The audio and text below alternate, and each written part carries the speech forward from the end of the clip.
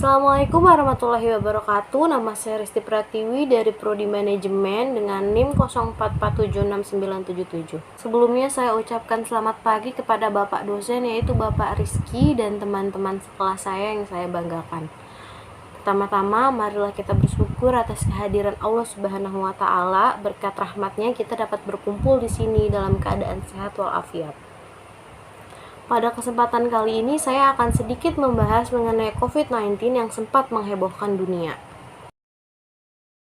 Apa sih COVID-19 itu? Virus Corona Disease 2019 atau yang biasa disingkat COVID-19 adalah penyakit menular yang disebabkan oleh SARS-CoV-2, salah satu jenis coronavirus. Penderita COVID-19 dapat mengalami demam, batuk kering, serta kesulitan bernafas. Asal mula COVID-19 ini pertama kali terdeteksi di Cina pada akhir tahun 2019 dan pada Juni 2021. Telah menyebar ke seluruh dunia, menyebabkan lebih dari 178 juta kasus yang dikonfirmasi dan 3,9 juta kematian. Beberapa kasus awal terkait dan pasar di kota Wuhan, tempat klaster pertama infeksi COVID-19 tercatat.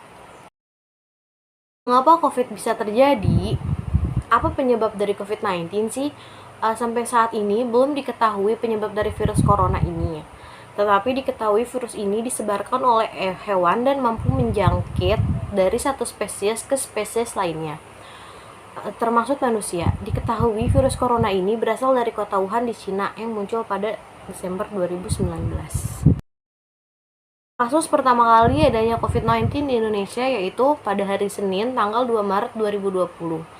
Bapak Presiden kita Joko Widodo mengumumkan 2 kasus pertama COVID-19 yang merupakan seorang ibu berusia 64 tahun dan putrinya yang berusia 31 tahun. Diketahui bahwa pasien ini tinggalnya di Depok, Jawa Barat. Salah satu dari kedua orang tersebut memiliki riwayat kontak dengan orang Jepang yang ternyata terinfeksi COVID-19. Gimana sih cara penularan COVID ini? Nah, cara penularannya itu biasanya virus dapat menyebar dari mulut atau hidung orang yang terinfeksi melalui partikel cairan kecil ketika orang tersebut batuk, bersin, berbicara, bernyanyi, atau bernafas. Partikel ini dapat berupa droplet yang lebih besar dari saluran pernapasan hingga aerosol yang lebih kecil. Kita dapat tertular COVID ketika menghirup udara yang mengandung virus. Jika berada di dekat orang yang sudah terinfeksi COVID, kita juga dapat tertular jika menyentuh mata, hidung, atau mulut setelah menyentuh permukaan benda yang terkontaminasi. Virus lebih mudah menyebar di dalam ruangan dan di tempat yang ramai. Jumlah kematian akibat COVID-19 ini sementara tercatat pada tanggal 28 Juni 2022 dilaporkan ada penambahan sebanyak 33.773 kasus baru COVID di Indonesia yang berasal dari pemeriksaan 153.330 spesimen. Total kumulatif kasus COVID-19 yang ditemukan di Indonesia sejak Maret 2020 hingga kemarin berjumlah 2.983.831 kasus. Kasus aktif COVID di Indonesia dilaporkan ada sebanyak 549.494. Selain itu, ada 32.867 pasien yang dinyatakan sembuh dari corona kemarin. Total pasien corona yang dinyatakan sembuh hingga saat ini berjumlah 2.306.5033 orang.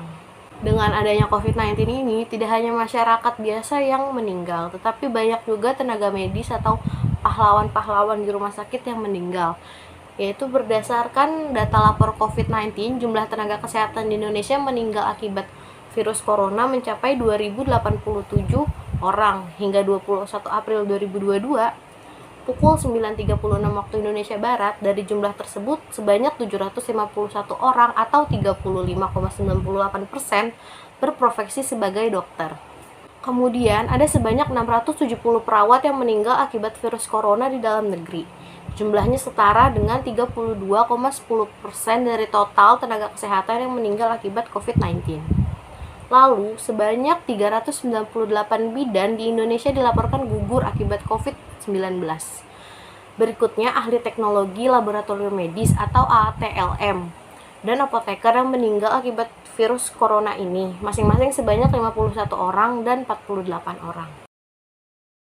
Gimana sih cara mencegah penularan virus ini?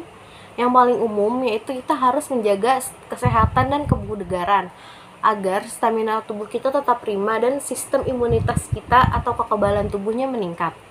Yang kedua, yaitu sering mencuci tangan dengan benar dan teratur menggunakan air sabun atau hand sanitizer. Dan yang ketiga, jaga jarak sekitarnya 1 meter dari orang lain.